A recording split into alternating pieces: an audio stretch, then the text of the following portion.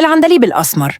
عبد الحليم كان ماشي بالعربية بتاعته وبجوارة الصحفي فؤاد معوض صديق حليم، قابلتهم إشارة مرور، فطبيعي لازم يوقف لحد ما الإشارة تفتح عسكري.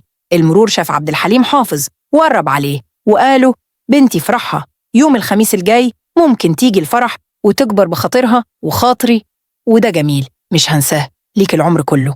العندليب قاله: ولا جميل ولا حاجة، اكتب العنوان.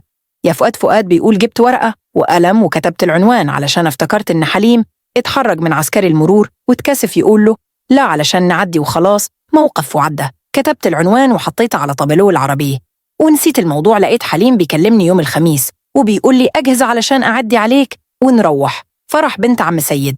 قال له: عم سيد مين يا حليم؟ حليم قال له: عم سيد عسكري المرور اللي جابلنا في الإشارة الصحفي. بيقول: والله أنا نسيت الموقف، بس لما حليم فكرني بإني أنا اللي كتبت العنوان افتكرت وقلت له العنوان في ورقة عندك على الطابلو، بس ده العنوان ده في منطقة شعبية يا حليم اسمها درب البرابرة.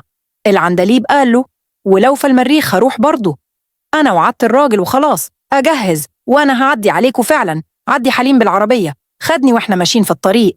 حليم شاف محل مجوهرات ركن سيارته ونزل ودخل محل المجوهرات ده ولقيته جايب هدية ذهب ملفوفة لفة شيك جدا. ورحنا على العنوان المكتوب في الورقة. اللي عارف منطقة درب البرابرة دي الحواري بتاعتها ضيقة جدا وعربية العندليب مينفعش تدخل جوه المنطقة.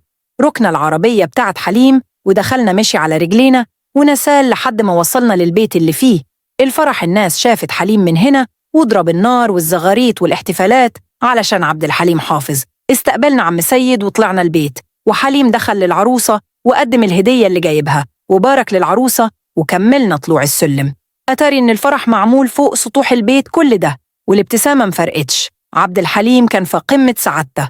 طلعنا السطوح ولقينا بقى المعازيم والناس زحام شديد، وكان في فرقة بسيطة كده زي تخت عربي بالآلات شرقية. عبد الحليم سلم على الفرقة البسيطة دي وقال لهم: ها يا أساتذة، حافظين حاجة ليا؟ قالوا: طبعا يا أستاذ، كل أغانيك حافظينها. قال لهم: طب يالا أول مرة تحبي يا قلبي وغني عبد الحليم أغاني فوق سطوح منزل عم سيد عسكري المرور اللي أصبح بعد كده صديق حليم ويدخل أي حفلة ببلاش ويقعد في الصف الأول كمان.